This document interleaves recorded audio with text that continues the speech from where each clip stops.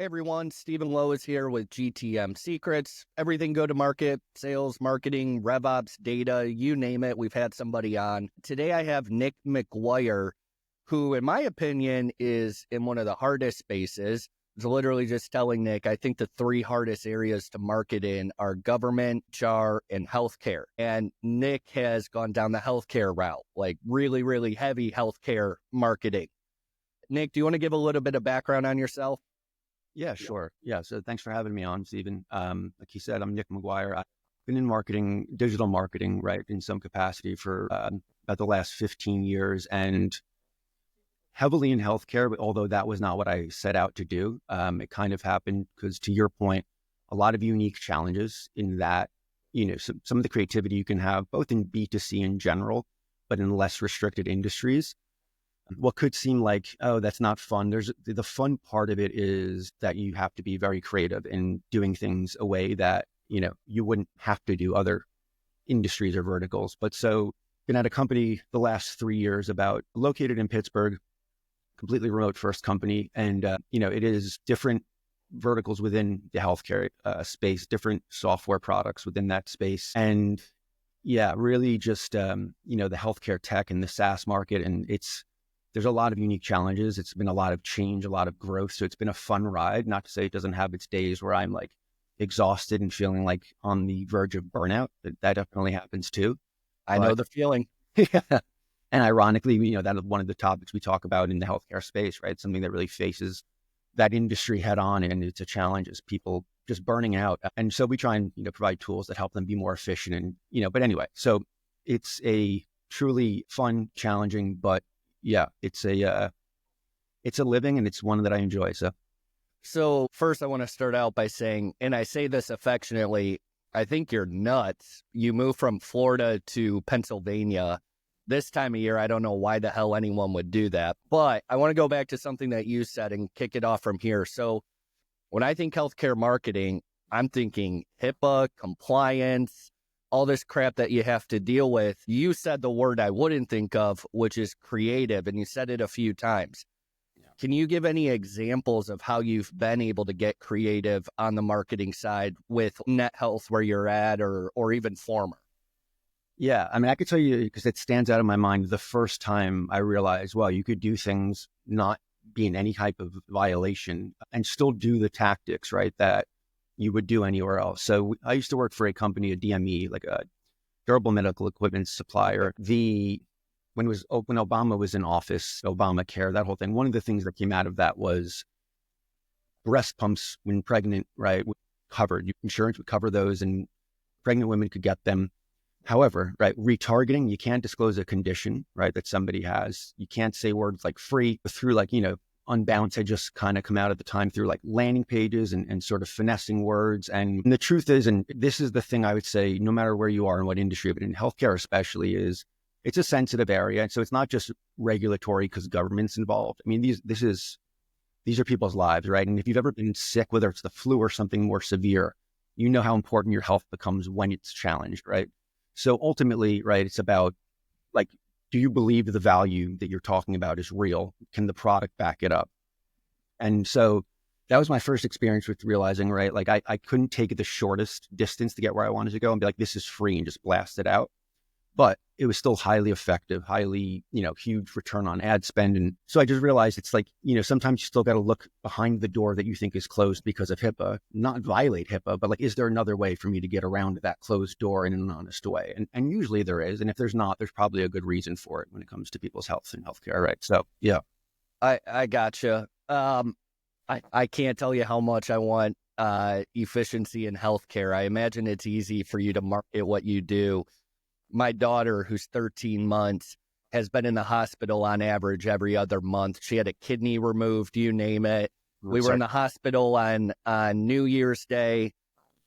I swear, if I have to wait 2 hours for another x-ray result, I'm going to blow my head off. Yeah. Not that you specifically help with that. I'm just saying on efficiency. That being said, you sell specialized EHR software. Who's buying it? Who's your ICP? Yeah, that's a great question.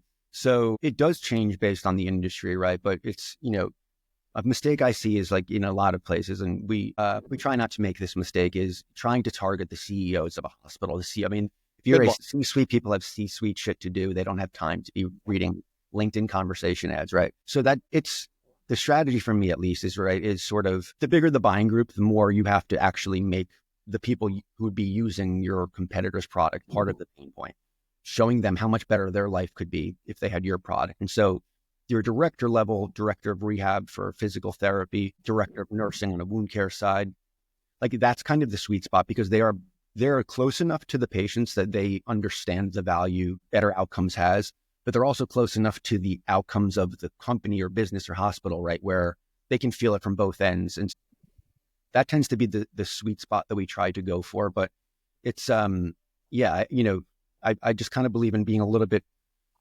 specific with who we target, but also it's important like to understand slower sales cycles, the bigger, hospitals, not a quick sales cycle, right? So the private practice space we go into a lot, especially on wound care, because it's, there's not like the way an outpatient rehab would be. Like there could be just your regular primary care physician who's dealing with wounds, or a podiatrist. So it's been, keeping an open mind, but typically, right, you try and not pay a ton of money for the cost per lead of, hundreds and hundreds of dollars for a guy who downloaded content and is a CEO. And it's just, we try and keep it real and go after more strategically in that director level.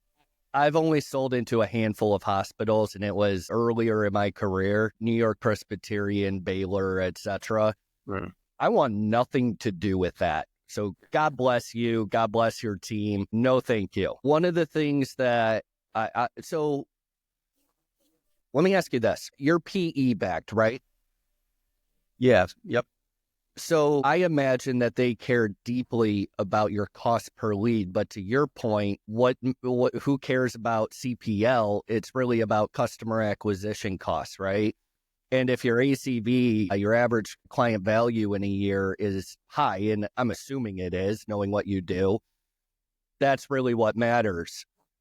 How do you work with your PE firm or manage your PE firm's expectations of short-term metrics versus what actually matters, getting a sale in 18 months later in some cases? Yeah, I love that question. And I'll tell you why. It's because, and I don't think I'm rare in doing this, but I'm one of those people who will say, like, look, I can get you more website visitors, but it's a vanity metric. It doesn't truly mean anything. Like, it's really easy to do. And so, like, really trying to make change management in places I've been moving towards that, like, let's all talk the common language of pipeline revenue generated opportunities, close one revenue. Like, and I think marketing as a whole, right, like the MQL versus the sales qualified lead and opportunity. Sometimes that's a huge distance at companies to close, right? So focusing more on like the CPL, sure. Is it an indicator? Are we making the right bets? Does the PE firm care? No. They want to understand, right? Like, sure, like all that sausage making is important, right? But ultimately, if it's not profitable, if there's an opportunities and pipeline that's coming in and the right pipeline, right? If 97% of deals that come in, you could have 50 million in pipeline, but if you net $50,000 out of that, like drawing board, right? So it's just being honest, right? Like not all metrics, and you could get away with a lot in marketing before people don't realize, you're not doing the right thing, right? You can kind of, visitors and cost per lead, but it's the benefit of both my career and just the success of my team and the company to be a little more forthright and say, it's about the opportunities. I think it's very easy for marketers to sound very smart, throw enough acronyms out there and you sound super intelligent, and to your point, can get away with a lot for a while. And then you sit and wonder why you don't have results, right? CPC, CPL, CTR, you name it. Okay, so that makes sense. Now, I want to go back to something that you said, which I can't imagine. Take the director of nursing that you said you're targeting, one of the personas. They can't make the decision, or at least I'd be very surprised. Let's start there. Tell me if I'm wrong. No, you're not wrong. It's never a one person decision unless you're the owner of a smaller practice, right? I think, and I've done this myself, I think everyone goes in for the kill, just going in for the decision maker directly. We all want that top down approach because there's a quicker sales cycle, but good luck ever getting a hold of them. I think people undervalue getting champions 1 or even 2 layers beneath the decision maker to go get them on board. So let's start here. When you go and you try to get those champions, so to speak, what are some of the better channels that you use to do that? Yeah. So in B2B, I mean, I love LinkedIn advertising, specifically if you have your target audience identified, right? Like you really know if you can, that list is, I mean, to me, is a starting. Wait. I got to ask. I target marketers all day. They're on LinkedIn more than they should be, right? Is a director of nursing or some of the other personas that you mentioned, are they on LinkedIn? I mean, I realize they probably have a profile, but are they actually using it? So nursing managers, right? Yes, like that tends to be, they're heavily on there. Director of nursing, it's probably a smaller percentage, right? And the higher up you go, right? But that being said, we don't, I use account lists, right? Like, and I do, to your point, here's the thing I realized early on at this place in particular is you hear from sales the titles they want to speak to, right? Yep. They make sense logically that those are the titles they want to speak to. But then when you look at the titles and who the champions and people, signing on the dotted line of closed won deals are, it's not always so obvious, right? Like sometimes it's people they think they didn't want to talk to. So like, I don't make assumptions on who the champion even would be, right? And we try to, and granted, it's the old marketing sales, like tug of war, and you try and collaborate, but we think we know what they should do. They should think they don't know what we're doing, right? You try and work through that to say, who are you willing to speak to have a conversation, to see, either get information on, like somebody who's not invested in the, outcome of a product, but is working at a place, they're probably more likely to be honest with you about the challenges they're having than somebody who's responsible for the decision and is going to guard the gate, right? So yeah, we don't make assumptions, but I think LinkedIn ads for B2B in general, but especially, if you have your target market and a tool to get the information required to upload that to LinkedIn, it's just so much better because you will waste money on LinkedIn otherwise, right? And it's so expensive.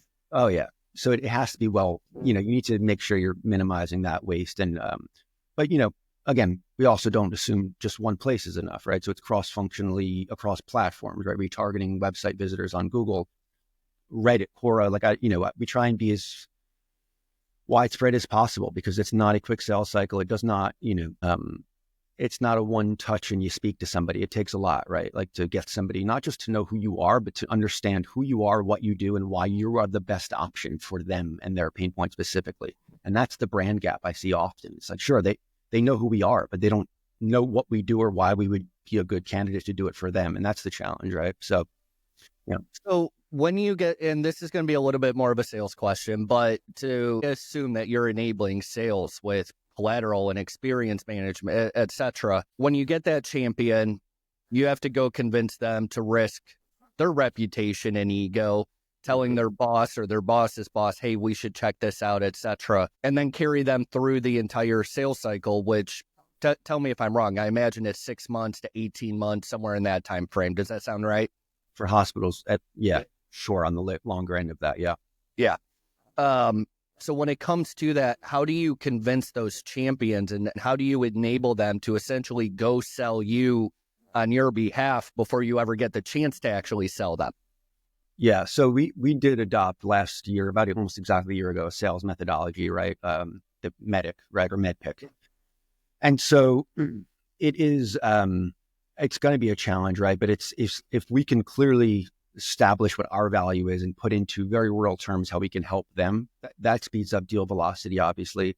And if it's authentic, right? The big message I took away from that sales methodology, and the British gentleman who trained our sales team last year, but marketing was there as well. The whole idea is everybody speaking that same language, right? Was about qualifying out. Open pipeline looks great, but if you know you're not going to close it, don't waste your time. Don't get people's hopes up, and don't, just get rid of the people. If it's not a good fit, get rid of them. And I think that's just incredibly maybe obvious, but wise, right? It's like, I started in sales. I understand, there's a lot of things I do understand as kind of at heart being a salesperson. Mm-hmm. And I will, if you give me a quota, I'm going to work to that quota. So a better align with business is best interest. Because if I'm after money, I'm going to get my money, right? So it's, so it's not an easy job, especially, but yeah. So the sales methodology helps a lot, right? And giving everybody the same language to speak, but also identifying who that champion is, understanding how to help them to sell into the company. And so from my perspective, I think people, when they get an opportunity, they immediately take them off ads and whatnot. and they're not getting in their face, half as much as they should, right? Maybe some nurturing emails. Would you agree with that? Should you send targeted ads to those in your pipeline, or would you save that spend and just focus on email or calls, demos, whatever? Yeah. So that's also a great question, and just relevant as of this morning, right? With it, which is that the people we would remove, like you and I were talking before this, just kind of conversationally about, and I kind of mentioned, there's the things that we know are the best way of doing things across the board. And I wish I could do all of them. Right. And the way that applies here is I wish I had content and collateral for every stage, right? Like you're at that place where maybe it's things getting held up in legal. Like I don't think you should ever take your foot off of the gas. No. Ever, right? You need to stay in front of these people. However, you need to be a little more strategic, you meaning me. So what I do is, keep them in something to keep us top of mind. So maybe it's a product ad, I don't remove them entirely, especially as an opportunity, because the assumption that they'll close or that things ever stay the same from one week to the next behind their doors, right? Like it would be misguided. Yeah. I love it. Now, let's take a step back. So when you look at such a long sales cycle, I think I told you this stat before. I want to say it's from HubSpot. Don't quote me. The average person comes to your website 7 to 12 times before they ever even opt in or ask for a demo, whatever. And then on top of that, you have another 6 to 18 months, maybe longer for a big healthcare system, et cetera. How do you even start to think about revenue attribution to your different marketing channels? I mean, again, you're in one of the toughest spaces, one of the longest sales cycles outside of maybe government. How do you even wrap your head around attribution?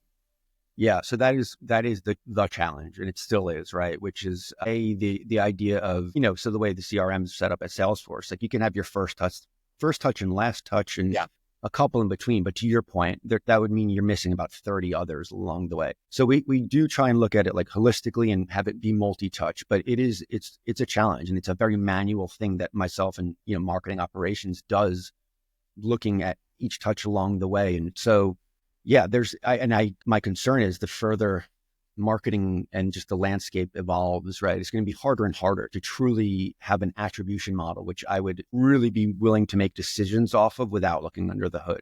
But that's been the challenge for us is the data clean? Is it, do we have everything we need? And then, what model makes sense for us? And it is different for different products. At the hospital level, it's just a different strategy. It's like a named account ABM kind of play, because really expensive, really long sales cycle. And then on the private practice front and some other care settings where it's quicker, smaller teams, smaller ACV, right? But, less barrier. Yeah. Yeah. So we look at both. And so, but attribution, I would say, is the main problem I've faced everywhere. It's not that can we do it? Is it truly reliable enough where we're going to make decisions solely based on that, What you were saying about Salesforce, you can do first touch, last touch. HubSpot, GA4, they'll give you a middle touch, but it's all in aggregate. And again, if there's 82 touch points, you're kind of screwed. So that's good feedback. Now, I think I told you before while we were chatting, I'm a RevOps nerd. That's my background for the last, 5 years before I started Identity Matrix. What does your tech stack look like? I assume Salesforce. What are some of you mentioned Zoom Info before we started chatting. What are some of your favorite tools in marketing right now that you guys are currently using? Yeah. So in my tenure at this place, we've actually streamlined a lot, and we had a very wide, vast marketing tech stack that we've started to whittle down to using Salesforce as a sales CRM, marketing cloud, right? And Zoom Info, to your point. Wait. Pardot or marketing cloud? So here's the story. So we were in Pardot. Right. Okay. And the system was a mess, and we're B2B. Made sense for us to keep Pardot, but we're in Marketing Cloud now, which is, for me, I hate it. Not great. Yeah, agreed. It is clunky. I think HubSpot's got it right, and they're focused on what their area, and they do it well, where Salesforce is huge. And anyway, all that to be said, I think it's unique to each role, but also each industry, what the best tool would be. Like, so one of the tools I did like was Drift, right? Who got bought out by SalesLoft. Think Drift, so. Yeah, about, I think, a year ago, actually. But anyway, I like anything that allows for a lower technical aptitude required, which is not Marketing Cloud, right? But it's because you don't want just one person being, and if they leave or they're sick for a week, right? Like everybody's shit out of luck. So Drift was kind of a little bit of a learning curve, but really great personalization. Just I think we brought that when we got rid of that in favor of the Salesforce's version, that was a huge loss. Granted, we saved money, but it was a big loss because I think that we don't quite, the numbers don't lie, and we're just not getting the opportunities we did, right? And have had to go elsewhere. But I'm fond of Drift, and then as a data behavioral analytics nerd, like tools like Hotjar, and just sort of like I like really seeing as far down under the hood as I can, right? So those are tools I've used, and then your old reliables, like in the digital space, at least like your Ahrefs or just the SEO tools, geek out on those things. But yeah, I just real. Too much tech, it could be a real fatigue for other teams, right? If marketing's constantly pumping things out there, so we try and be selective. But yeah, HubSpot's growing on me. I think they've come a long way. They've jacked up their pricing. They're no longer very competitive compared to Salesforce. I'm personally Salesforce and Pardot. I've worked in Marketing Cloud for former clients in my RevOps time. It is the most disgusting system I have ever used, in my opinion. Yeah. As you can tell, I'm not opinionated at all. Dude, our RevOps VP would agree with you. I work pretty closely with him, and he is also not somebody like, he won't mince words. He's very honest dude. And it's just it's been a challenge for our SDRs especially, right? Like it's not optimized for the type of business we're doing. And so while things greatly improved, because the other piece to this is with data, keeping it clean, is like once M&A starts happening and you're bringing in other systems, right? Like those are just wrenches being thrown in because they have maybe different software entirely they're using, they're migrating from, but also different data points. And it's just, that was the challenge with this company I'm at now. NetHealth acquired a lot of companies over the course of right before and through the pandemic. And so we are still, 2025 in the midst of trying to condense everything, clean everything up, data hygiene, and then worrying about bringing in more of the right data, right? So it's been a long, slow challenge. And part of that's healthcare. Part of that's just the bigger the business is, the more data you have, the more costly it is, as you and I kind of discussed earlier, and the harder it is to really affect quick change. And I'm impatient. I like to, like if I see a solution, I want it tomorrow. And it's just so I've had to learn patience in that way. So one of the big topics in MarTech in particular and sales tech is, service providers or SaaS providers will say that everyone wants point solutions. And then you have a lot of people saying, no, everyone wants horizontal, integration, one platform to do as much as possible, right? Because I think we're all using too many tools. What do you prefer? Point solutions that do one thing, or do you prefer, like the sales, I'm just using them as an example, but Salesforce, which does, 3,000 different things? Yeah, if I'm an individual contributor, point solutions all day, and mainly because you want to be able to affect the change yourself, right? Like, so as a business, I think it's a delicate balance, right? Where you want as much in one place as possible.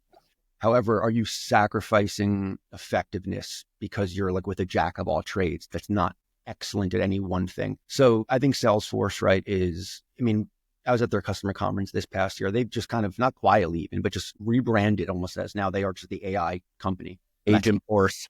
Yeah, that is their thing, right? And they have some great products. Granted, you have to have all of them, and it's expensive to make use the way they do, right? But yeah, as a business, I think too many products, too many point solutions. It's really difficult to make them speak to each other. The data, you're looking at different things, and then if you can build an integration or there's an API, that's a lot of work for somebody to handle, right? Yeah. So at the end of the day, I like point solutions selfishly, but I think as a business, it just makes sense to be as much streamlined as you can be. As much as I love Salesforce, there is not a single feature that they don't charge extra for. Period. And again, I think HubSpot's headed in that direction. Final question for you. If you had to pick like the top 1, 2, 3 challenges that you're facing as a marketer today, particularly in such a difficult industry, what would those couple of things be? Yeah, so we mentioned attribution, and I will say that genuinely is a challenge in that, right, there's just so many touch points, and you can't be sure that we have everything figured out. And also it takes some longevity of doing the same thing to really trust your data and that this is a true trend, right? Another thing that for me, facing as a challenge is when industries are changing, and healthcare very much with an election change, people start getting worried. Things change. Things can be abruptly shifted. Yep. So staying on top of that, being able to develop thought leadership content, doing all of these things when you don't know what's coming 3 months from now, that is a challenge. That's a fun one, I think, right? But at the same time, it's like people's lives at stake with these changes. So it's a heavy area. And then to me, the challenge and the bigger the company, I think the harder this is to do. Not that everybody has this problem, but the old sales versus marketing, right? Like, are you truly collaborative, true partners, or is it pointing fingers? When things aren't going well, typically the fingers start pointing, right? And so I think that logically, you have you're after the same things, but if the company does not establish goals that are shared, right, where we're not shared in each other's success and failure at a financial level, if it's a bonus, like, do we have the same goal? That starts at the top. And I think that's huge to get them, people working together. But it's just communication, man, right? Like, we could do these campaigns that are killing it, but if it gets to an SDR and they don't know where it came from, what talk track, right? How do they speak to that? And then if the deal wins or loses, is it being fed back to marketing to understand, like, oh, wait, this is really effective at turning into an opportunity, but it never closes, or it's losing on this one point, to like get product involved to fix this thing. So marketing can be honest in their marketing, right? And like their messaging, and that we really are the best for this, right? So yeah, it's kind of the age-old challenge, but I think it still exists, and we'll see how AI sort of even impedes on that, right? I know I get ads for AI SDRs, and I haven't into them yet, but yeah. I have, and there's a lot of hype and a lot of funding around them. I have seen very little good reviews. And I mean, there's a ton right now. There's X, I think, is YC funded. AI SDR, I want to say, is funded. I don't think we're there yet. I think we will be very soon. That's just my 2 cents. But I lied. I do have one more question based on what you said. What are some of those? Everyone knows sales and marketing needs to be aligned. It's been decades and decades worth of problem. What are some of those key metrics that you and sales share so that you are working together? Yeah, we start the most obvious being like rejection rate. Like when we say a lead is an MQL, right? Does it truly become a sales accepted lead, we call it, right? Like, so are we aligned there? Because if we are bringing in things that they're saying we can't even speak to this, then like that's like, let's put a plug in the bucket and stop the bleeding.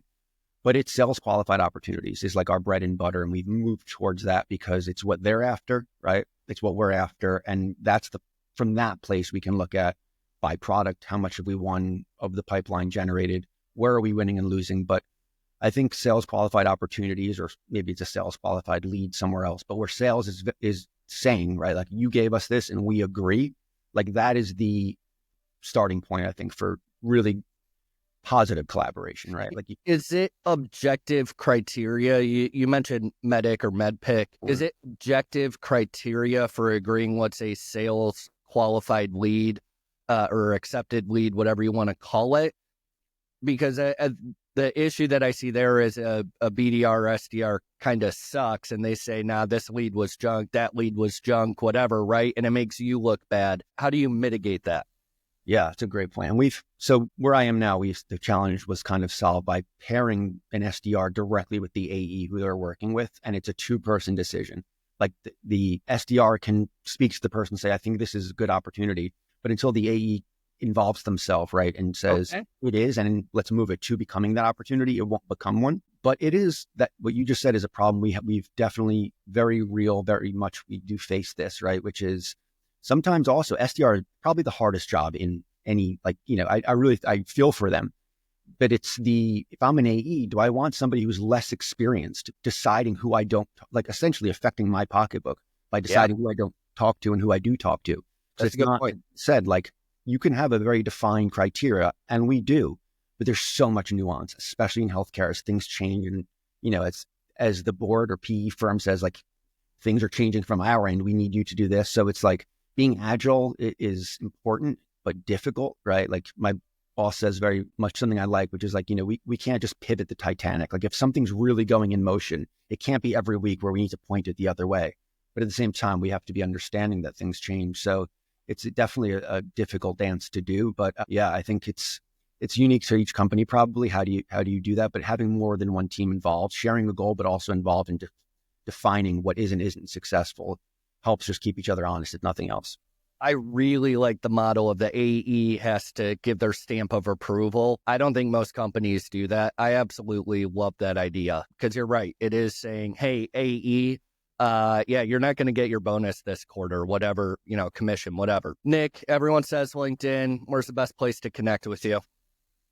Yeah, LinkedIn would be great. I'm Nick McGuire. You'll see, I think it's / Nick McGuire marketing or Nick marketing. I don't even know my own LinkedIn URL. That would be the ideal place. And I'm on there every day. So always happy to talk like this, right? Talk marketing and just, kind of stay ahead of what's to come, which is, really interested to learn more about your products, to give you a plug that you didn't ask me to give. I think that from what we said, I think that's going to be really huge. And it's, especially as, again, regulations far beyond just healthcare, right? Like the more things become restrictive and not being able to see who's looking at what, I think having a tool a technology that does what yours does will be, I wish you nothing but success, but I'm sure you will do fine, whether we ever become customers or not.